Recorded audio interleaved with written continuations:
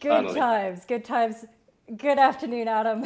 Thank you for coming on and joining us No on problem. Umpire at Home. How are things going over there in Belgium? We're in lockdown still, but we're allowed to get back in onto the pitch training in small groups. So that's a positive, Yeah, as long as we're keeping social distancing. And so we're working on technical stuff. We're not allowed to do competitive work, but yeah, at least we're out on the pitch and playing a little bit of hockey. So that's a positive for the last 2 weeks. yeah, absolutely. That is really good news. I read an article. Davey Hart was back at training with Kampong, and he was quoted as saying, "It's kind of weird trying to do all these uncontested drills and things like that." Did you watch any of the trainings and see what was going on? Did you get any feedback from the players as to how that was working out for you? Yeah, it's the trainings are. I've been to have a look and look. International hockey players all have a lot of things that they want to improve all the time, and I suppose this gives a good. It gives a nice moment for them to say, okay, what are the technical things that I need to improve? Victor Wenye, for example, he can't hit on his forehand, so now he's going to have to train to learn how to hit on his forehand. I say can't; it's not his strength. Um, I was going to say, I think his can't is different from my can't. So, but okay. yeah. There you are. But it's interesting, and you see some players really thrive on it and they love it, and others are finding it a little bit challenging, might say boring. Yeah, And we can say you can stay home and be bored at home, or you can come here and be bored at training. So true. I think we'd all rather be bored with a hockey stick in our hand or even a whistle, for the rest of us. So yeah, that's right. that's good news. Oh, Tomo's on, so here we are. It's 2:30 in the morning for him over in New Zealand. So very excited to have everybody on. Thanks everybody for joining in, and thank you for your patience with all sound issues. But we're going to get started with our discussion. Now, for those of you at home wondering what the format is today, Adam and I have had a few conversations where we just sort of talked through some of the issues that Adam particularly has in his brain that are currently things that they're working on and paying attention to as a high performance program. So I've pulled out far too many clips. We're going to see some of them. We're going to skip a few of the others, and we're going to talk through things. But I do want some questions from you guys as we're going along. Make sure they're umpiring focused so we can really make the most out of having Adam here with us. And let's get going. So the first thing, Adam, that you mentioned you wanted to talk to me about, which was really intriguing, is you wanted to talk about 5 meters and how you are looking at the rule and trying to exploit different aspects of it. So tell me first, like what are some of the areas that you're watching 5 meters impacting the game in the way that umpires are handling it? Yeah, so I think that first of all, there's so many things that you can look at in terms of the 5 meters. So the rule is you need to be 5 meters from a free hit, or the ball needs to travel 5 meters before you pass it into the circle. Mm-hmm. And one of the things that we try to coach with our players is, okay, we have markings on the pitch. So you have the dotted line around the circle. You have, from the 23 metre line to the dotted line, there's a certain distance. And we say to our players at times, if you want to put pressure, you have to be on 5 metres. I don't want you at 6 metres. I don't want you at 7 metres. I want you at 5 metres. And if the umpire has to push you back a little bit, or they ask you to retreat, that's okay. But try and get that nice gauge and get really there if you want to put pressure on. So that's one of the ways that we talk about using the 5 metre rule. Okay. And the other one is around like the travelling 5 metres before you pass it into the circle, how you can move the ball sideways, how you can run on diagonals, for example. How far do you need to go just before it's 5 metres? Yeah, absolutely. How about I pull up the first clip that I brought up, and this is from the Commonwealth Games a few years ago, and this is one of those 5 meter pressure situations where basically a 15-meter free hit had been awarded, and the Australian forward lined up where 5 meters away from the 15-meter mark would have been. And yet the South African player stepped up to take the free hit and to take the self pass from where the ball was laying, which wasn't necessarily the correct spot. Now, when you see a play like this, how do you feel that an umpire could be looking at this differently or handling it differently in order to produce the best result for the game? Yeah, look, I think in general, this is one of those things that started, I think, around 2014 with the Australian men's team. And Rick Charlesworth was lobbying for, it's a 15-metre hit or a 16-yard free hit. It's not a 17-yard free hit. So it needs to be taken in the right place. And he lobbied a bit with the umpires at the time to get that in order. Yeah. In general, I think it's umpired quite well, and you see the umpires at times blow the whistle and they will ask the player to bring the ball back to the 15-metre mark, or there might be at times where they ask the player to retreat a few metres. I think in this instance, I think the player got a card. Yeah, that was Aussie forward got a card. Unfortunate, I would say. Yeah.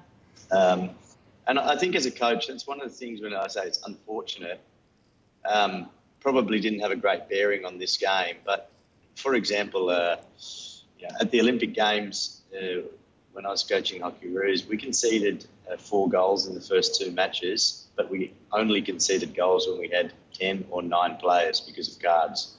So it can have a huge impact on the actual outcome of the game if a card is given. In this case, I would say probably incorrectly. Yeah. So that's a pity. Yeah. So I think what I'm hearing from you is that if we can pay more attention to whether the opposing team is going to be is trying to impose a press, that we then have to be a lot more cognizant about the ball placement. So that's when we have to be pickier and more, officious, as it were, getting the ball right where it needs to be rather than allowing it to drift. And we have a lot of conversations in these parts about when do you step in and intervene and when do you just let the players get on with it. And I think what I'm hearing from you is that the other team has the expectation that this is where they can line up, and they're trying to be very precise about the 5 meters. They're not trying to be jerks. They're trying to actually just be right there to cut down the right space, and we have to make that possible because it is kind of. I think it's an important one, and in particular with teams that would like to high press. Mm-hmm.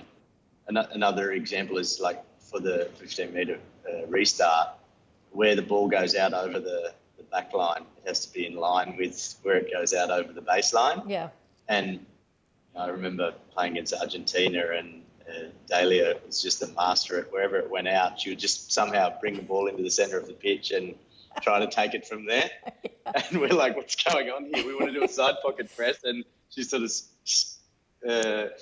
of squeezing into the middle there. But that's a bit of. But I find that gamesmanship.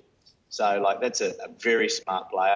Yeah. That's trying to stretch the rules or bend them slightly to get an advantage. Yeah. And that's the same in this instance, where a team may be like if you advance the ball 2 or 3 metres further out and you want to throw an aerial ball, all of a sudden you're talking about getting it over the head of a press as opposed to maybe not. So that's why I think it's important to get it right and not allow those sneaky little moves. Okay. Yeah, that sounds totally fair. And again, it is gamesmanship, and it's our job to, make sure everything's reset to make it fair and not. It's not an offense against us. It's not an offense against the game. It's just, hey, they're going to push the envelope, and we've got to impose the standards and make sure it goes. Yeah. Yeah. There was an interesting scenario that I put up a few weeks ago from a pro league game where we had one of those sort of a bit of a 5-meter situation. I don't know if you got to see this one before, Adam, but you can see there's some ambiguity as to when Eddie's taking that self-pass. Did he make a little touch before? And this is the gamesmanship coming in. So Eddie Ockenden is a master at that. So I would say he's taken the free hit here. Absolutely. And then, yeah, like you're saying, he feints, play the ball, and then he goes again. Yeah.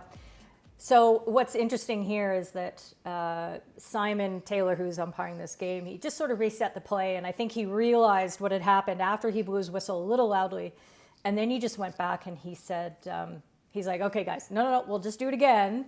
There were no cards handed out, much to the surprise of Charlie Broom, who was calling the game, but that is one of those situations where you're going to go, okay, hey, that's just a little bit outside. I should have jumped on it and made sure that everybody knew when the self-pass had been taken. It's okay, but you, as the forward, need to also be cognizant of that, and let's just do it again. So I liked that solution for that problem, if you haven't stepped in. So there you go. Yeah. That's a good one. Let's talk about the directionality that you were talking about. So exactly how far 5 meters is, and I had pulled up a couple of clips for that one. I think this is one.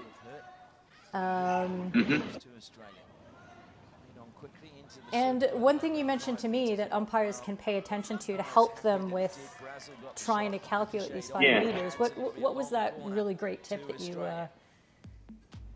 so obviously in this instance the player's taken the free hit very close to the 5 meter line, the dotted line, and then they've run diagonally towards the circle. And on top of that, they've moved the ball with a drag. Right. So the ball has to travel 5 meters, not the player.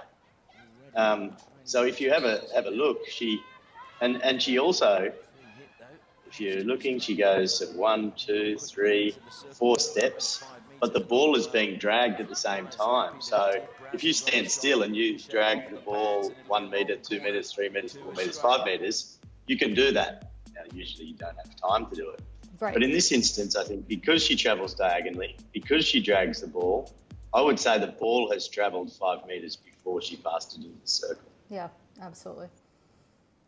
And I think that's where umpires can use the markings on the pitch to really give themselves it's a nice gauge. Yeah. And I'm sure that they do, but there are times where you see some decisions that are made quickly, for example, or in the heat of the battle, under the pressure, and it's lacking rationale or logic because you've got the markings there to help you. You just need to be really mindful of it all the time. Absolutely. I think what's interesting is I think sometimes, I think this is the play, where I think that we can get a little over-reliant on those markings. And when you were talking about, paying attention to the drags and paying attention to the steps, the number of steps that players are taking, that actually is a better gauge at times, because when we're looking at just a straight distance between the 5 meter hash and the circle line, that we actually get a little bit confused and we're focusing on the wrong thing there. So I think counting the number of steps is actually a really amazing little tip. It gives you you need to take all the information that you have available for you, and that's just one of the other pieces of information. If you understand how long a hockey stick, and if you take it from one side of the body to the other, there's already more than a meter, and some guys I could say probably move it 2 meters.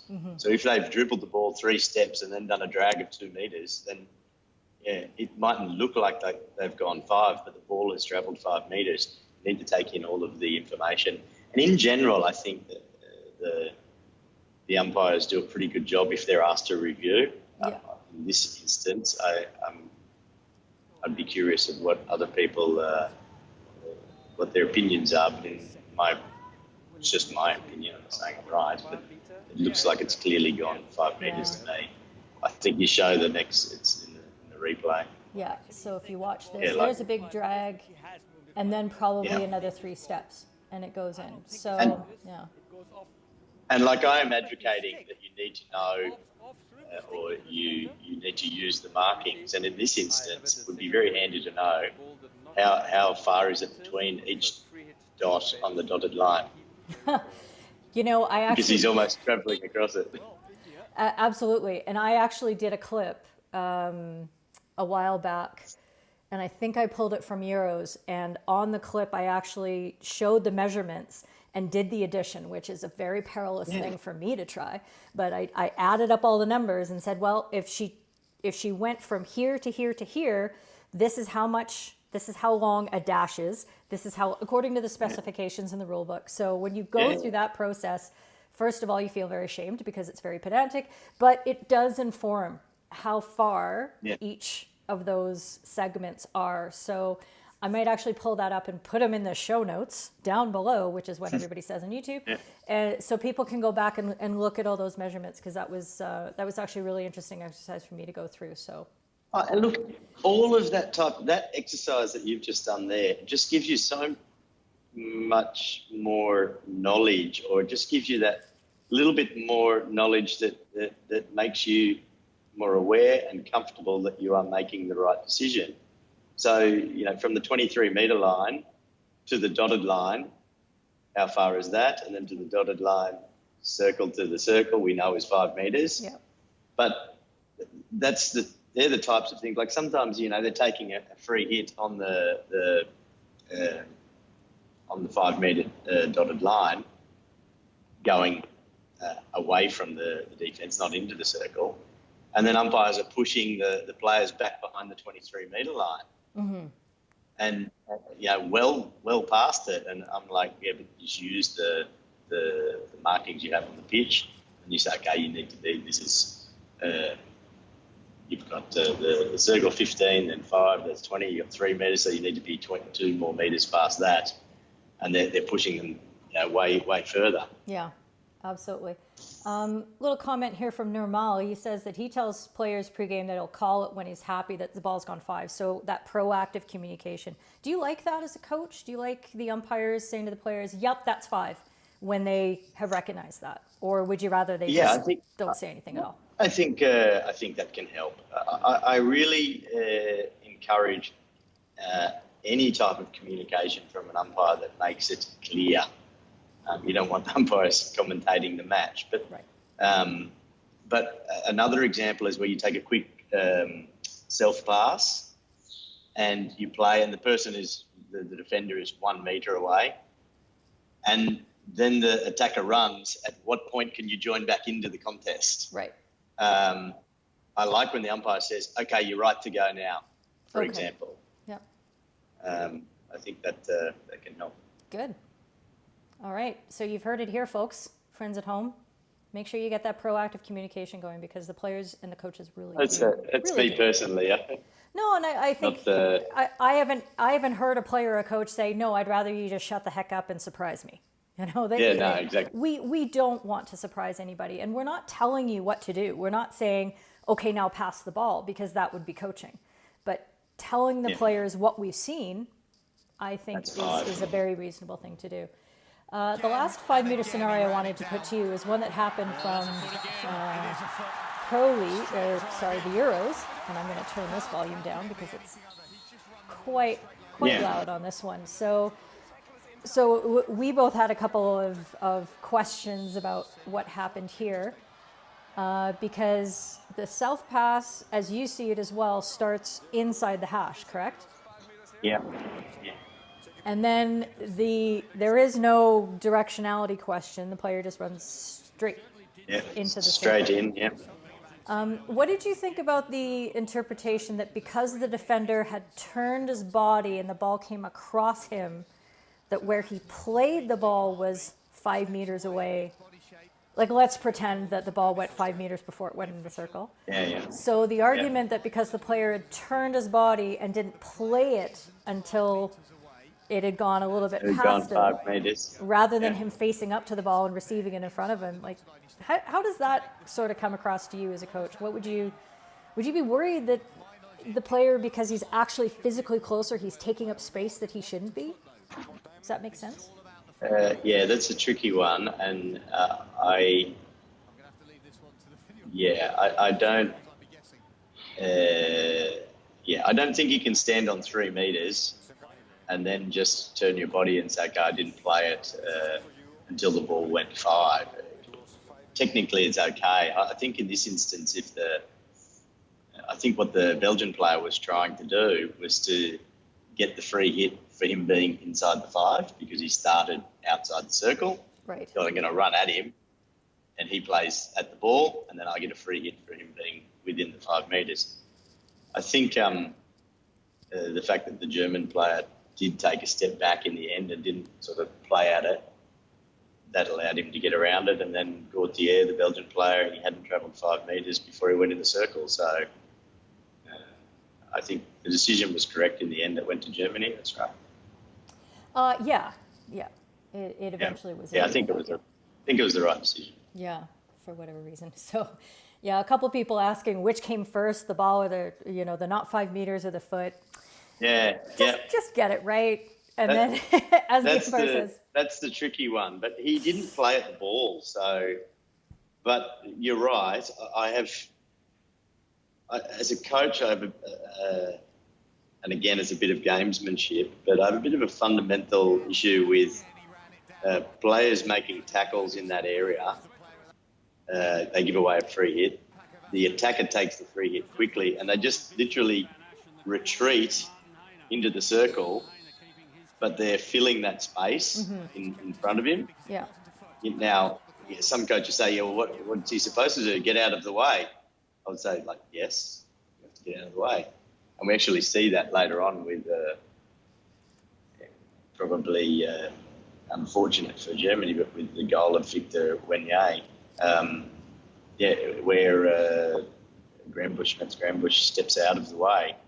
I think technically he did as it should be, as the rule should be. I don't like this shadowing sort of playing low, I'm not playing at the ball, but I'm filling a huge space, and if you try to pass it through me, you're going to hit me. Yeah. And then you'll get another free hit, which will slow down the play again. So in effect, you're slowing it down. Right. And that's where we should be stepping in with the upgrades and the personal penalties and that sort of thing in order to dissuade that from happening. Let's show that right now, that amazing play. Again, it's Belgium, Germany, and like you were saying, when he does his fake and the defender bites, but he decides to step out of the way, not to break down the play, and boom. So what made this feint so effective in this situation? Well, first of all, if you have a look, there's 5 minutes to play, or 4 minutes 51 in the semi-final at a European Championship. The Germans are trying to be within 5 metres, right on the 5 metres. So as soon as the ball is passed, they want to be able to put pressure, so we can't play the ball. The Belgians can't play the ball immediately into the circle. And that pressure, makes the German player, Grambusch, I think it is, who just, he falls for the fake. And I thought it was a wonderful piece of play by Wenier. And it shows that even players as experienced as Mats Grambusch can succumb to that type of pressure. But it's also because they know that if Victor passed the ball back out to Van Doren, then Van Doren moves and has a free passage to find a pass from the circle. Yep. They don't want that. So if he passes it back, we need to get there and get him under pressure immediately. Okay. And so, it makes it all the more clever what he did. It's funny because Victor's been doing that since he was about 14 years old, I think. So everybody knows he has it, but he seems to keep getting people with it. Well, it's an effective move. And like you said, it's instead of a feint that you do in the rest of the game from, say, free play situation, you fake, you buy a step maybe or 2 steps. But because of that, and because it causes the defender to jump, all of a sudden you've got 5 meters of space to use. That defender is completely out of sorts for the ball to be traveling 5 meters, and that gave him that immense entry. So that's really effective. And it's one of those things that as an umpire, you need to be focused on the play and not be taken surprise and be able to react appropriately and let that play unfold as it did in that game. So That was awesome. Getting lots of comments about what a fantastic game of hockey that was. And it was for absolutely anybody who's even complete strangers to the game would have been absolutely gripped by it. So really. I obviously remember it quite vividly, but I remember at halftime thinking, geez, but we're playing some pretty good hockey here, Belgium, and I was pretty satisfied with how we were playing, and we were 2-0 down going in at half time. On the other hand, I also thought to myself, Germany are going to struggle to keep this level. Like it was such a high level. Like they were playing wonderful hockey, and like I said, we were playing really well as well. And so we had to try to maintain that level through the second half and have faith that we will get chances, and we needed to take them, and ultimately we did, which played out beautifully. Yeah, absolutely. Really interesting comment from Tomo. If the defender falls for that fake, should we as umpires be interpreting that as a deliberate infringement? So that's an interesting conundrum for us, right? Because really what we're trying to penalize is the breakdown. It's not really deliberate. It's a mistake. Yeah. And I think that's a really good observation, and I would say that no, it's not deliberate. Yeah. A lot of umpires would blow it as deliberately within 5, penalty corner. On the other hand, it is probably the defender's responsibility to stay at 5 metres before, and that's what Grandbush did. He got out of the way. So you have a choice at the next. He falls for the fake. Right. Then Victor takes off. He has a choice there. You can make a tackle or you can get out of the way.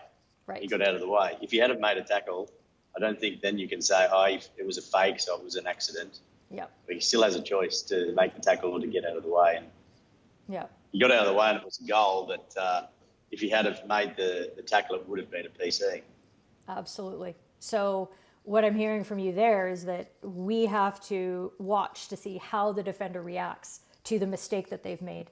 If they then do decide to break down the play, they're like, oh, screw it, I got to make sure he doesn't get into the circle, then and puts their stick in or takes away the space, then that's when we penalize. But we have to wait until we see that happen, or if the defender steps away. So that's a really, really good point. I like that a lot. Okay, if you're ready to move on to the next subject matter, we actually kept it under 45 minutes, so good job. I told you I was just kidding on Twitter. It was just a joke. So another topic that you were really interested in going through were some of the more interesting sort of variations and complications around PCs, which are obviously a massive part of your sort of your goal scoring generation in matches. And you and I hadn't sort of got around to talking about these things, but also from the Euros, I was wondering if you give me your take on the German double ball injection play. I'm sure you've had some a good look at this in other situations, and this was the first time it happened at Euros. So Loreen is on the pitch here, and so the Germans, as the 40 seconds are ticking down, they've got 2 balls, but Loreen doesn't see the ball that's behind her. And then as soon as the 40 seconds is up, the injection comes and she needs to reset the play. So what do you think about that? And how do you, how would you, is this something that you would want to try, or something that you think is an effective play? I think it's quite innovative and creative, which I'm a fan of. I think as coaches, what you're always trying to do is to create scenarios that are going to trouble the defense. So they're going to make it difficult for the defense, and give yourself maybe a little bit more time to get that shot on goal or that variation away or create a diversion. We spoke a bit about it the other day about the different styles of injecting the ball. Right. I think the only issue that I might have here would be around like the spirit of the game in setting up 2 balls. Other 2 balls, because if it's on the line, it's not out. So yeah, again, then they move the ball away and they get into position. That'll be the only thing around, is it in the spirit of the game? But I have to say, and Xavier, their coach, is a guy that I coached myself when he played for Belgium, and it's nice. I'd say a friend of mine, and he's got a very smart hockey brain, and I think it's quite a clever variation. Yeah. I think probably what we're looking for there in the end will be some clarity from the umpires if it's allowed. Yeah. In the future, and if it's allowed, then that's good. Go for it, and then the defense needs to adapt. Yeah. I think what came out of this and the discussions that happened during the tournament, and I know Rob Tenkat's on the show, and so he'll correct me if I get this wrong, but my understanding is that they discussed it and said it was fine as long as at the time that the 40-second clock expires that there's only one ball on the line, which is why they handled it the way that they did. And I think for people at home, what you have to understand is that unless you're playing with a 40-second clock on a PC, this play isn't available to you because you can't have two balls about to be in play. So any umpire in that scenario should be going, tweet. No, guys. Oops. I'm totally not showing anything on the screen right now. Any umpire should be whistling that down and saying, no, I need to know where that ball's coming from. That's two balls on the pitch. Yeah. The one thing that concerns me about that play, if it was truly effective, I think the way that it was designed is that you could be setting up a situation where there's quite a bit of lag between the defenders realizing where the ball's coming from and then starting their run. And I don't know about you, but I don't like the idea of defenders being only 5 meters, 7 or even 7 meters away from the ball as it's being released from the top of the circle, because that's where the danger comes in, right? Because there's a reason why the corners are set up the way they are, with the ball being in that particular location and being 15 meters away, because it allows the defenders to close to a safe distance but not necessarily quite get there. At every level of play, it works because of ball speeds and stuff. Yeah. It's like one of those science things. So it concerns me about how much danger that could create. But if it's only, like a question of a step and it gives you that advantage, that seems fair to me. Yeah. And I just showed the Germans doing it again when they were playing against Spain in the semifinal, and they did score a goal, the second goal, and they say they scored it off that play. Well, I think that ball would have gone in anyway, regardless of whether they had two balls on the pitch. But hey, it was an interesting. What I would say, and I mentioned it before, but as coaches, you are trying to make it difficult for the defense to read what you're going to do before the penalty corner begins. So how you might defend a penalty corner if it's ejected from the right side or the left side would probably be different. Yeah. And so if you just set up on the opposite side to normal, it's going to ask some questions of the opposition. Right. And then if they need to make that decision really late, okay, which side's it coming from, which defensive variation or shape are we going to run, then that's going to maybe create some confusion in the defense, and that would play to the advantage of the attacking team. So I think that's really clever. Mm-hmm. With regards to danger, I think penalty corner is a really exciting part of our sport. But if we really want to reduce danger, then we would say everything needs to be below backboard height, for example, or we take away the drag flick if you really were serious about people not getting hurt. But then you look at how some of the teams are defending these days as well. They actually put themselves in those positions to get hit. And I'm talking like mid-level, like mid-range in the circle. Mm-hmm. I think I saw, and I'm not saying that this was coached. Maybe some players take it into their own hand, but I saw it at the Women's World Cup in 2018. teams setting up with almost a wall on the penalty stroke point. Yeah. So they'd come out and two players with knees and sticks on the ground as a wall. So if you're going to flats it through there or slap hit it through, then yeah, we're not going to get hurt. So we trust that we can make the stop, and if not, it will hit us, and then we've saved the goal. Now that type of defending, yeah, it takes a fair amount of courage, but I fear that someone could get hurt with that style of defending. So it's something you need to be mindful of too. Yeah, I'm not a fan of that kind of play at all. And I mean, I can't remember which position you played on the pitch, but for me as a defender, I would be zero bid on volunteering for that job. I'm like, no, I don't think that's. I would rather cover a player. I'd rather get out to a player and try to make a play out there than to pretend I'm a goalkeeper. That's not my job. When I did anything in defence, if I was first runner, I was closer to the corner flag than I was to the line of the goal. Most of the time I was on halfway. I was first back to halfway. Perfect. So you're smart. Good. Yeah. Well, to be honest, look, I really admire the courage and the commitment that these players have at the moment in the world game. Yeah. And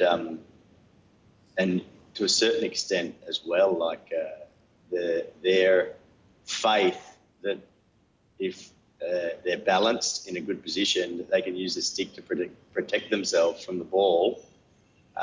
It's quite amazing because there are players that are going in there, they've got their gloves on and they're down low and they're literally receiving the ball and making a pass out of this rocket that's coming at them from 7 or 8 metres. I really admire that. It's a big evolution in the game since when I was playing back in the early 2000s, early 20 years ago.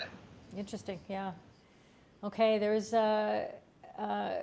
well, let's go into another conversation first before I go to any other clips, because you and I were talking about, as you alluded to before, different styles of injecting on penalty corners. Yes. And so we wanted to talk about that in the context of the idea that injectors should be doing the same thing every time they step up. Tell me about your experiences with that and how that's sort of evolving in the game. Yeah, so as I said, like as coaches, we're trying to make it more difficult for the opposition, and you want to try to get the ball to the head of the circle as fast as possible to give your penalty corner drag flickers or your strikers the most time as possible from that defender that's charging out. And so you can do that in a number of ways. You can inject the ball faster. You can improve the time between the stop and then the release of the drag flick or the hit. So, we look at how long between the stop of the ball and so literally you should have the stick coming up and the other one coming like that. That's perfect timing. Right. But if you are a bit slow, there might be like, fifth of a second or half a second, which can be, 5 metres of advancement of the defender. The other way that you can do it is by being unpredictable in the way that you inject the ball. And we experimented with that with the hockey roos, where we had the walk-in push-out. And my argument was that we have the same routine. You can walk in and inject the ball immediately, or you can walk in, you can stop, and then inject the ball. And we said, okay, our normal way of doing it is you walk in, you stop, and then you inject the ball. And the umpires agreed, yes, that's fine. You walk in, you stop, you inject the ball. And our other way is sometimes we don't stop. We just walk in and we push it out. And I said, yes, that's fine. And then I said, so I don't want that when we walk in and we stop and the opposition, they make a flyer and they break, that you guys say we're balking, because I just explained that, we're faking or because I explained how our thinking is, and it's the defence's responsibility to stay behind the line. And that was accepted by the umpires, the managers and umpires at the time. But I know some of the other coaches thought it was not ideal. Yeah. But my rebuttals to that was that, well, we do it. So stop trying to get a flying start on our walk-in push-out because you know that sometimes we'll stop. Right. And so we're just doing a slight pause and then we're injecting it. Yeah. And we train very hard on that. In fact, like not many of our girls could do it. If they had researched enough, they would know that only one or two of them could. I think it was only one that could do it effectively. Yeah. So if anybody else was pushing the ball out, they were just going to walk in and push it. And maybe the coaches did cotton on to that. Right. So what you're pointing at is that tension between what is a fake and what is simply a variation method. And, I've heard this is kind of a truism that we pass around in umpiring circles is that, well, as long as they're doing the same thing every time, that's a valid method of injection. But where does it say in the rules that there's only one technique that's allowed for a particular player or a particular team? So I think we have to be aware that different methods, even by the same player in a game, is actually okay. What we don't want is a player who's addressed the ball and is ready to play it and their stick is on the ball, pretends to play it, and then gets the jump. And then, that is a feint. But simply walking up to the ball and then addressing it without inserting it is not a fake. It's simply a different tempo of method. So it's a different method. Yeah, I found that really. I even went to the extent to say, look, if someone breaks because we do the stop, and I said to the umpire managers, I'm happy for you not to send them to halfway. That's not what we're trying to do. We're not trying to get a player to break. What we want is, what we are trying to do is to get the players to stay on the line that fraction of a second longer rather than get a flying start because they're watching, they're timing the steps. Okay, now I'm going to get a flying start. Right. No, I want you to wait to see if it's a flying injection or if it's the pause, and then we get that extra time at the top of the circle. That's what we were after. Yeah. We weren't trying to get people to break and have to defend with one less. That was not the intention, although it happened a few times. Yeah, absolutely. So speaking of flying starts and that sort of concept, that was something else that you and I talked about. And we talked about the judgment of what exactly is breaking early. So let's go through this a little bit because there is quite a bit of debate now. Now that we've got video review technology and all that kind of thing, that we're talking about defenders are allowed to be leaning, as I lean towards the camera, they're allowed to lean towards inside the circle. Their sticks can be breaking the plane of the line, their hands, their heads. So at what point has a defender broken into the circle? What did you have for that? And I'll show the clip as we're working through that. So this is a fairly classic situation here where the defenders are trying to time their entry. They're watching, as you were saying, they're trying to assess where the injection's going to come. Mm-hmm. And the player hasn't yet crossed the line. The ball is already injected and the right foot touches the floor of it. Because they moved their body, it looks to the umpire as though that they have broken early. How do you see that situation?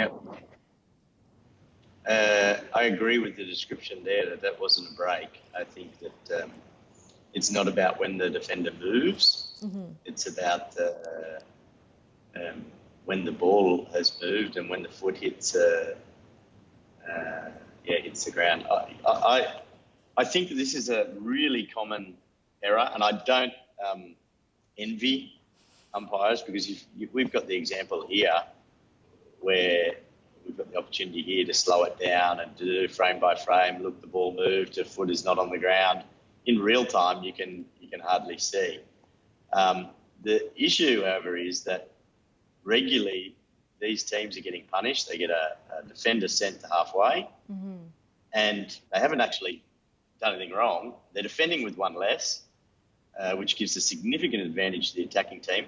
They can score but there's no right for the defending team to refer and say, well, hang on a second, like we didn't break, yet we were punished, and now we've got a goal against. Yeah. And this is what Australia-Spain, what bronze medal game, okay, Spain won that game, so probably didn't. Yeah. Yeah, maybe not material there, but it's an issue that you guys are dealing with, and that you're trying to train your players to approach the penalty corner defending in a certain way. So I guess my question to you in that case would be, I think that's a logical way of looking at things, but I wonder if there's any chance of an umpire in that situation being able to make that assessment accurately. That is a very difficult thing, that trying to look across the line and it's nearly impossible.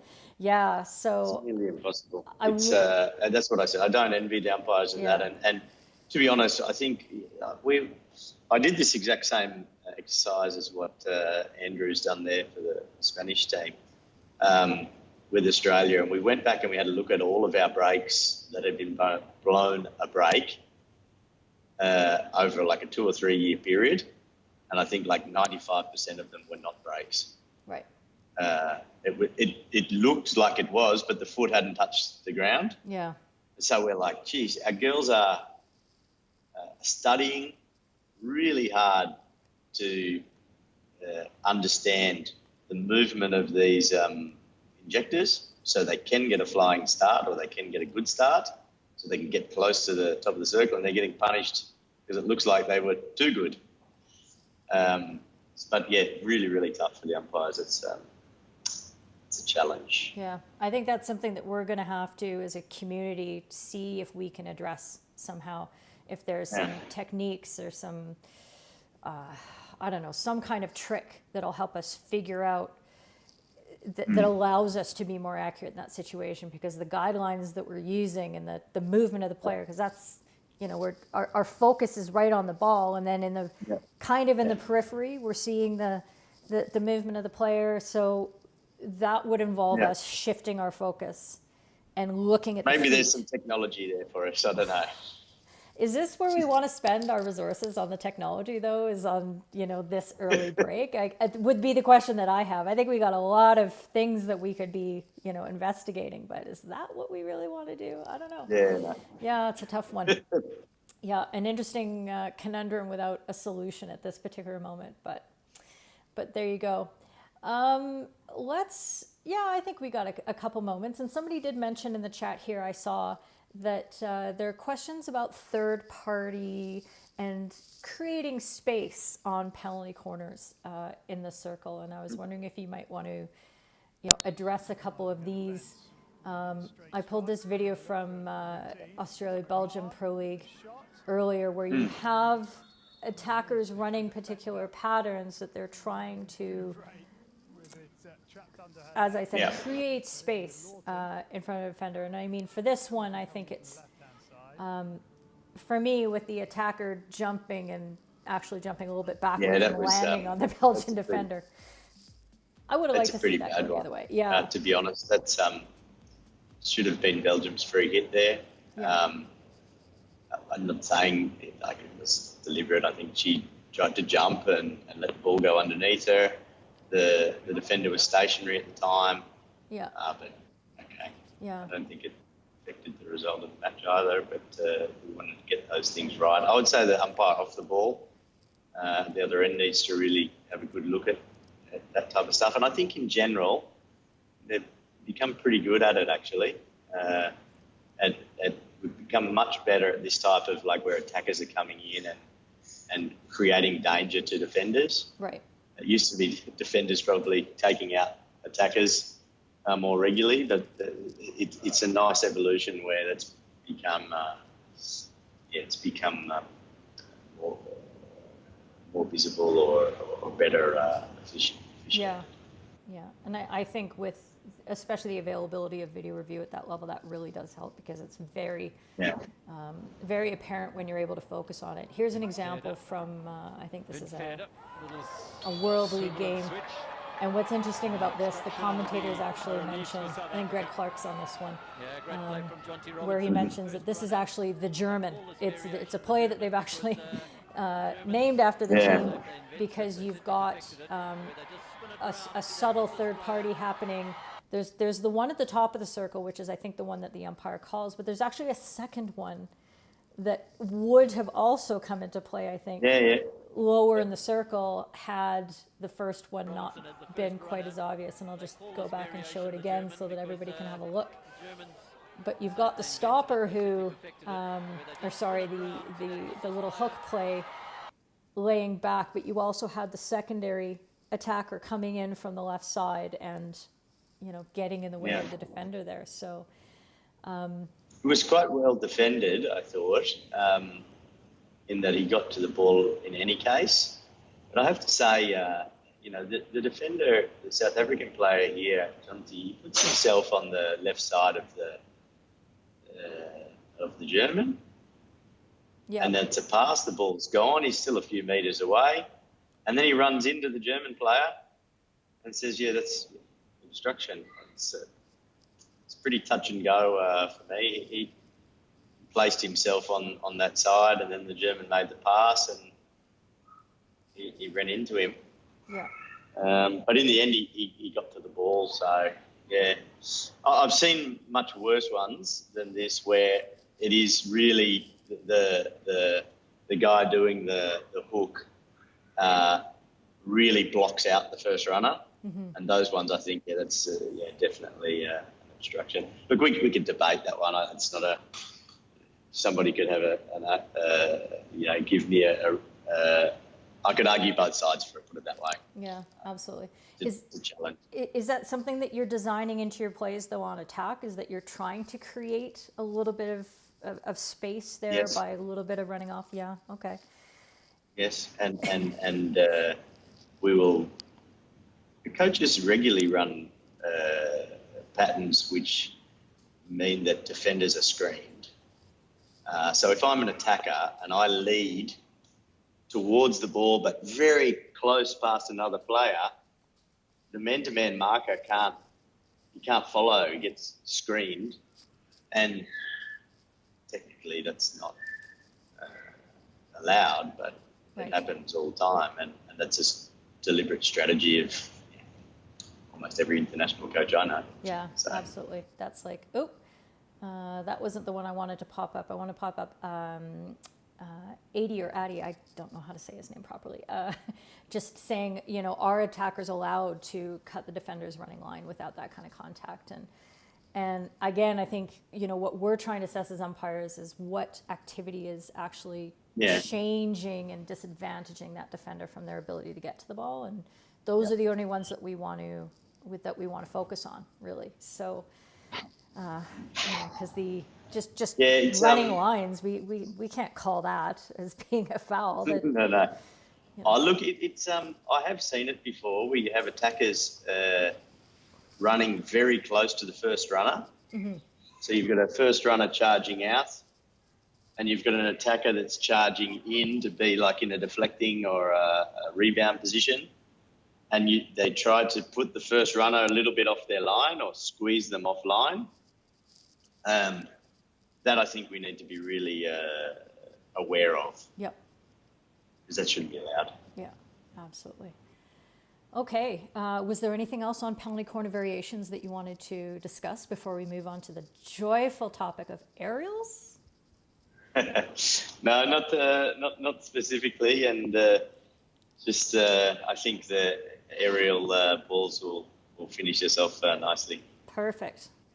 Okay, so you were talking to me about how the concept of how aerials, you're trying to create space, and it was a lot about that 5 meter, protection area, I guess, if we can call it that, mm-hmm.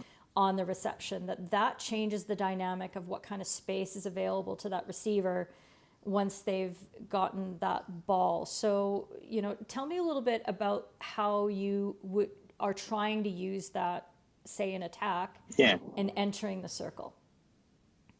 Look, I think if you look in the men's game, you've got many players that can sort of throw that high ball whilst running diagonally. You can throw it a long distance off either foot, forehand, backhand, scoop. So So being mindful that they have that skill level, what coaches are trying to do is they're trying to clear some space for the ball to go over and a late coming player to come in, and they're aware that if that ball's falling in the circle, they should have that 5 metre buffer. How it's interpreted at the moment, more around danger, I think seems to be the trend where it's moving towards that if the player's got it under control, then the defender can move in pretty quickly. Yeah. Maybe even not being on the 5 metres. That seems to be how it's interpreted. However, as coaches, we try and create strategies where hopefully we have that 5 metre space. Yeah, absolutely.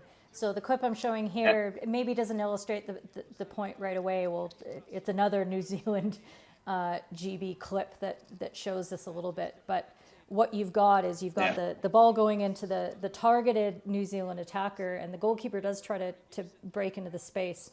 And, the umpire is able, and he's very clear with the players after the goal to say, look, I played advantage. I felt the attacker was the initial receiver and had, the right to play that ball and was able to tip it by and didn't even need the 5 meter space on that. We talked a little bit about how an attacker actually gains quite a bit of an advantage if they're given that 5 meter space to control the ball, if they get it in the circle, because now they've got all this room in which they can make that play and get to the and get their shot off, which is quite a huge advantage. I think in that example, it seemed pretty clear that the attacker had his space and the goalkeeper ran in, and the goalkeeper's the same as any other player.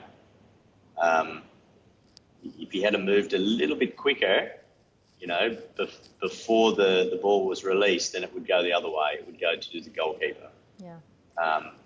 Teams like India at the moment that can really throw some very, very long aerial balls, and they do them from 70 metres into a player in the circle. It's really difficult to defend if you're a zonal team and they can put it over your head.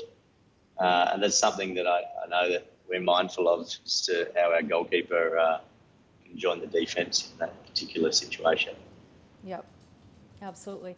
Here's another scenario that I managed to pull out here where, and this is amazing because at full speed, you're thinking, holy crap, that GB player came out of nowhere and had to have been infringing the 5 meters when they popped in and stole that ball off. And it's very, very close, isn't it? It's kind of like that falling start. So when you watch it in slow-mo, as the ball was being cleared, I've stopped it right where you could argue that that's where the control point is.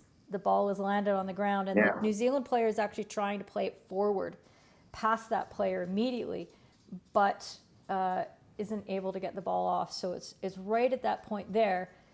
That probably is 5 meters, quite exactly. Mm-hmm. But boy, to make that decision on the fly to figure out that's fair, boy, that's a fine line, hey?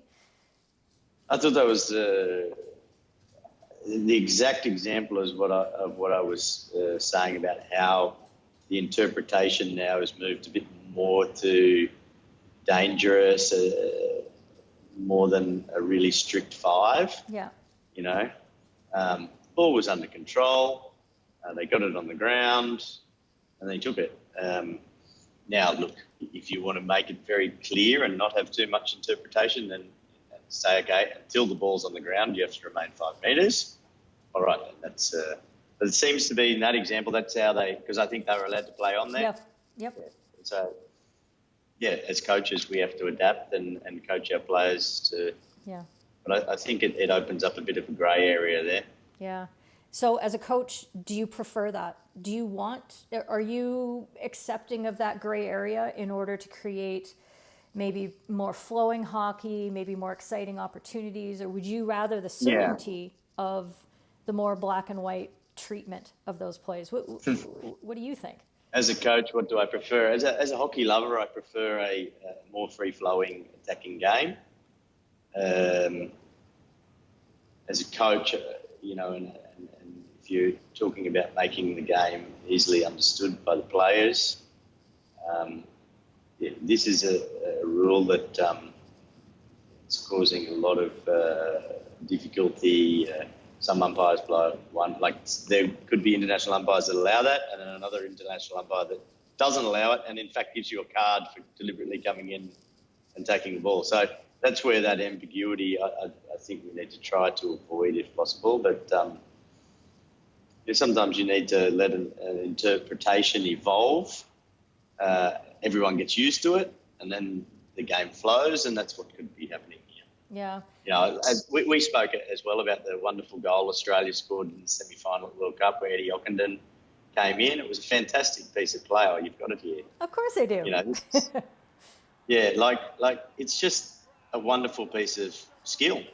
It's great to see. Yeah. I'm an Australian, but I was involved with the Belgian team at this World Cup.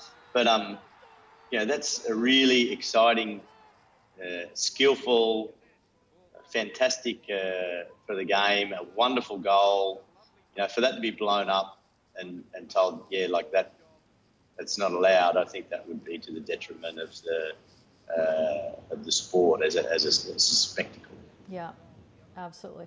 I think what's fascinating about this is that the different angles that you can see this play from, that the best angle is actually that vertical going straight up the pitch from the goal, where you can see that actually when Ockenden comes in for the interception, and this is the angle here, I think there is 5 meters, and he's able to get in between, and because he can play it in the air, that receiving area now is such a bigger area. Instead of it being only where it lands at shoulder height, now it's here, here, here, here, depending on whether you can plug the ball out of the air. So that creates so much more gray area for umpires to figure out. And but I agree. That's one of those situations where you would hate to see or hear the umpire whistle blow there in that situation and get in the way of that, because there's nothing inherently dangerous about that situation. So I think we're going through this growth process now with the aerial call, where we're trying to figure out how can we relax it while still making sure that players are keeping their heads about them and the concerns about concussions and that sort of thing. So probably in my position now as well, I'm not on the pitch coaching. I'm a bit more distance from the pitch and can there's not as much emotion. It was a pretty emotional coach. I'm sure many of the umpires listening that's seen me around, they know that. But now, sort of not being as close, can sort of look from a bit more of a helicopter view and appreciate the subtleties or difficulties around some of these rulings, and you're not going to get into as many discussions. You can maybe sort of see both sides a bit more. Yeah, absolutely. All right, it's time for a couple questions. We are getting close to the end. I'm doing okay for time, so we've got about 6 minutes to stick things in. So I do have a question here that I wanted to pop up, and hopefully I can. That didn't work. If I do it better, there we go. From a friend of the show, Simon Milford, which rule allows you to push the boundaries most? Is there a loophole, something you exploit, or something that you've been pushing yourself in your approaches? Yeah, that's a good question. Look, I think I mentioned it a little bit before, how to get attackers free by running screens. That's obstruction, but if you do it far enough off the ball and you look like you've got eyes for the ball only, then I think that that's something that we were always really interested in. And a screen can happen not only in the attacking circle, but it could happen in the middle of the pitch, and sometimes that can be most effective. Right. Where you sort of screen a defender out so you get someone free, and then all of a sudden, the skill level that players have these days, if you're getting players free, time to get their head up, they can be really creative and it can change games. So it's probably something that we look to push a fair bit. or I did when I was a coach. Let me think. Anything around a penalty corner where you can get an advantage, we can give your penalty corner striker more time at the top of the pitch, at the top of the circle. I think that's important. We were looking at, for example, if you set up with 2 on the right, 2 attackers on the right and 2 on the left of your penalty corner battery, or 3 on the right and left, the defence will set up in a different way. So what we were looking at doing at one stage was lining up with, we call it like American football, like 7 players in a line. Oh, yeah. And then as the girl starts walking in, we all run into the circle. We trained it for like a year before we were going to introduce it. We could never get our injection because they didn't really have a target. Oh, okay. So we could never get the injection accurate enough to bring it out. Oh, that's amazing. But it was someone will probably perfect it now and use it against us. This was because then you thought, you got 7 in the line, you could then have like 6 players run on the right and 1 on the left, or you could have 3 and 1, or you could and then the defenders who are usually trained to, okay, you've got to stop that girl coming in for a deflection, or where do they look? Yeah, you've got to make decisions. There are types of creative ways of thinking that as coaches we try to imagine up new things. Absolutely. I love that. Well, I don't think we have any other questions coming in from the crowd, and I know that you are pressed for time. So, Adam, that was amazing. I think we all learned a ton, and there's a lot for us to think about and take away and have our discussions. But the thing that I think was the best about this is that we had this amazing dialogue about, sort of the grayer areas and where the game is going and how do we want things to shape up. So I really appreciate you taking the time to talk to us and, open up these conversations. I hope we can do it again sometime and, keep talking to other people. And I hope that you had enough fun that you'll think more about having more conversations with umpires in the future, because we're actually pretty cool. No worries at all. Yeah, that was excellent. Thank you so much again. And for all of you at home, thanks for all your participation and your questions and all that. And we will be around. So thanks very much, guys. All right. Thanks. Bye-bye. Bye.